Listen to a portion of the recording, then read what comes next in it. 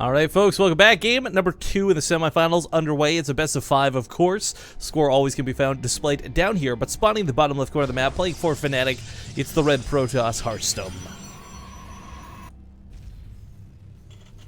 Oh, one sec, sorry, I forgot to mute you. I'm bad. Thanks. Go for it. Never right, ask the blue Terran. It's Gumiho.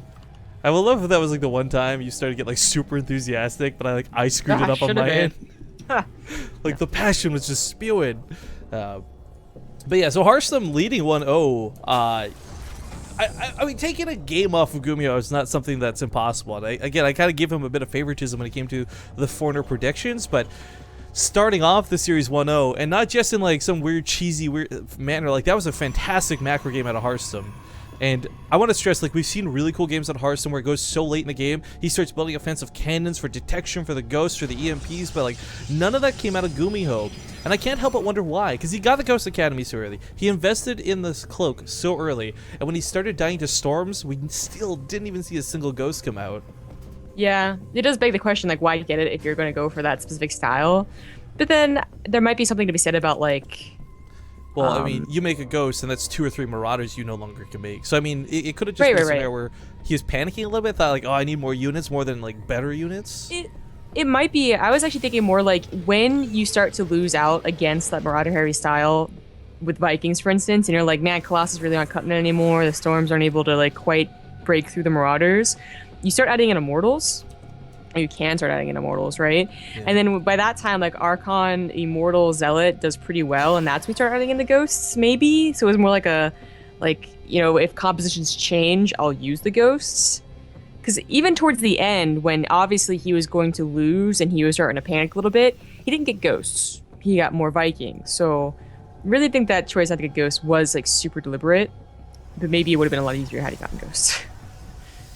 Well, Harstem puts his classic pylon up here. We see him so often just tag the Twilight Council with it.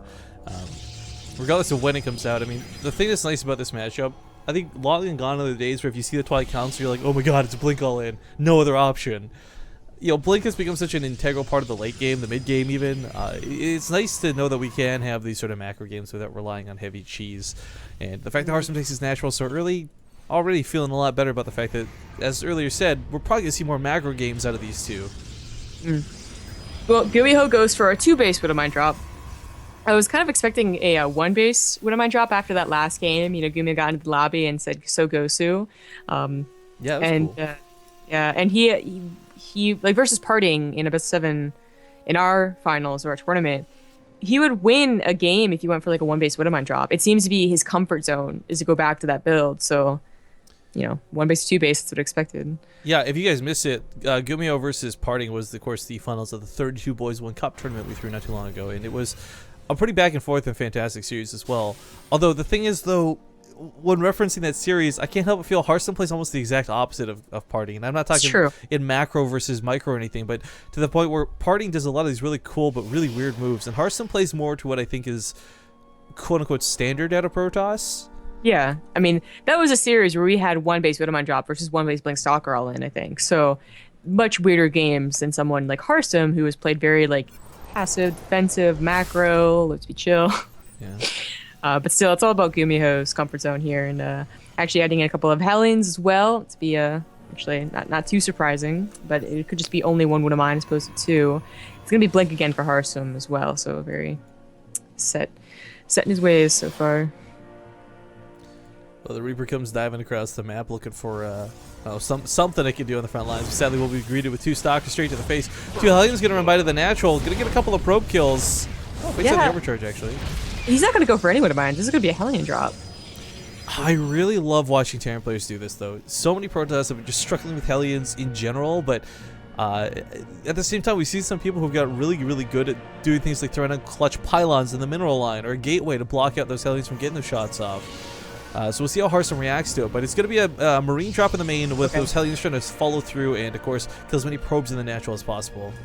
Yeah, but instead of like the 3 that we see, it's going to be 5 Hellions going with that natural. And the overcharge has already been burned, so defending on 2 fronts is not going to be easy for Harstem at all. Absolutely not. No force field to help out either. He has a little bit of that gateway, again for like the bio attack, but it's also going to be helpful against the Hellions. comes the Marines in the main. Harstem sees this. He responds immediately. Mothership Core, without energy for an overcharge, is going to watch these probes die in the natural. 5 go down immediately. 7 on top of this. And while the main's not doing a lot, if he keeps that medevac alive, this looks better. It's even the exit strategy for him. If these Hellions, they're going to dive towards the main. Or maybe just execute. Yeah, leave. I mean, you got to think about what... Well, he could go for one of my Hellion drops later on. So it's like, because Hellions aren't really going to help you in PV or TVP. They'll help you in TVZ. Like, they'll turn into Hellbats, and they're obviously very good. But like, you think in a TVP, like, you go ahead and just throw them away. Like, get some Hellion or get some probes. Be good. I mean, I kind of feel Harstem. Gumiho, I don't think you need to lose the Marines in the main, is the point I was going to make. Probably could have evacuated them out with the medevac, and the damage still would have been done. If he had dived to the main with those Hellions, he certainly would have netted a few more probe kills. But, I mean, still 14 probes killed is not too bad for that attack at all. No, absolutely not. And that could survive. So I really hope we see Gumiho, you know, actually do some Hellion drops. Yeah, well, whether we see those come later or not, we do have the 2-base Colossus coming to Harstem. But what's this tank for? I mean, they must be afraid of, like, a blink stock or counterattack. I was going to say, it's a little too late to go mech. You've already invested so much into bio.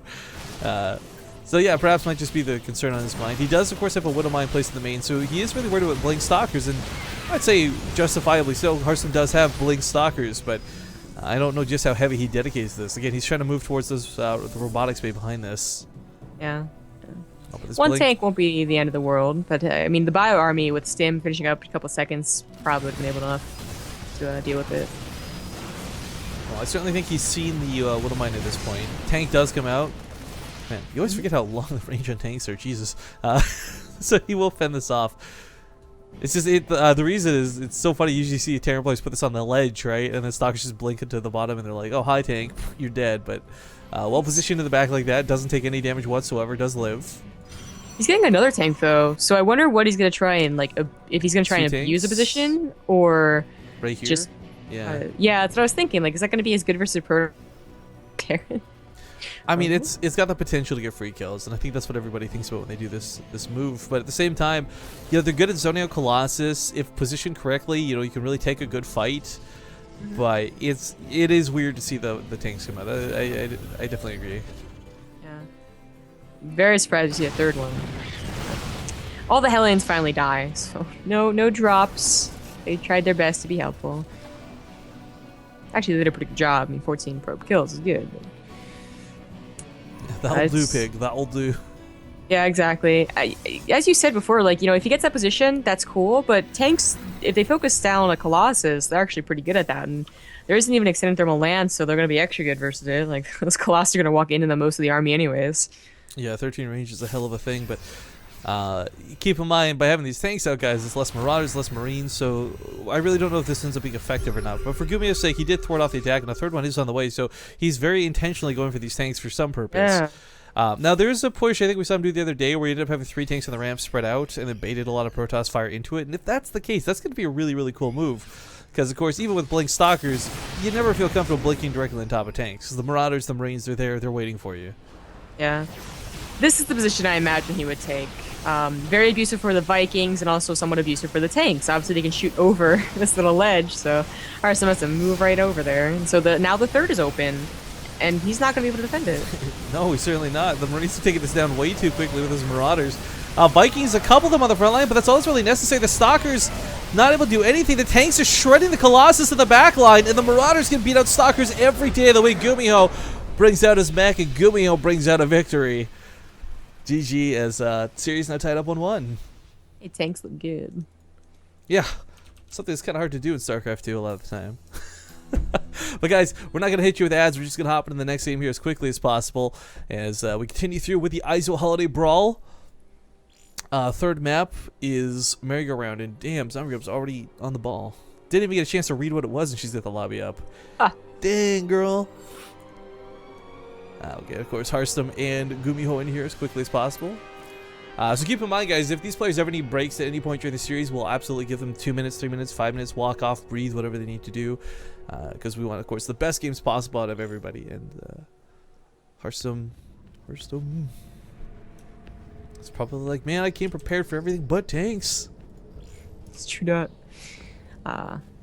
What was the, it was Merry-Go-Round where Gumiho went mech, so feel like that's a pretty map-dependent build. I don't think we're gonna be able to see it this series.